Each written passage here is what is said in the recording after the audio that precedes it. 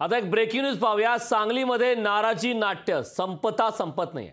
सांगलीची जागा लढण्यास काँग्रेस सक्षम आहे असं विश्वजित कदम यांनी म्हटलेलं आहे। पक्षश्रेष्ठींकडे सांगलीच्या जागेची मागणी केली असं विश्वजित कदम यांनी म्हटलंय। सांगलीच्या जागेच्या निर्णयाबाबत महाविकास आघाडीनं फेरविचार करावा। महाविकास आघाडीनं सांगलीच्या जागेबाबत गांभीर्यानं विचार करावा असं देखील विश्वजित कदम यांनी म्हटलं। त्यामुळे ज्या जागेवरून सध्या महाविकास आघाडीमध्ये वाद सुरू आहे ती जागा म्हणजे सांगली लोकसभा मतदारसंघाची ही जागा शिवसेना उद्धव बाळासाहेब ठाकरे पक्षाला जाहीर झाल्यानंतर सुद्धा अद्यापही काँग्रेसमध्ये नाराजी नाट्य पाहायला मिळतं। काँग्रेस पक्षाचा इतिहास पाहता आणि सांगली जिल्हा हा काँग्रेस पक्षाचा स्वातंत्र्यापासून बालेकिल्ला राहिलेला आहे हे सर्वांना ज्ञात आहे।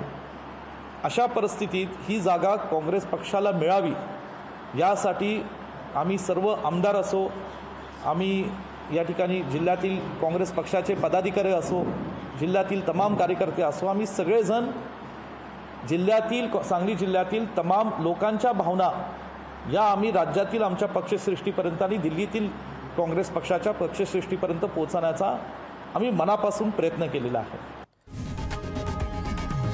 लोकशाही मराठी ऐका, पहा, जागरूक रहा।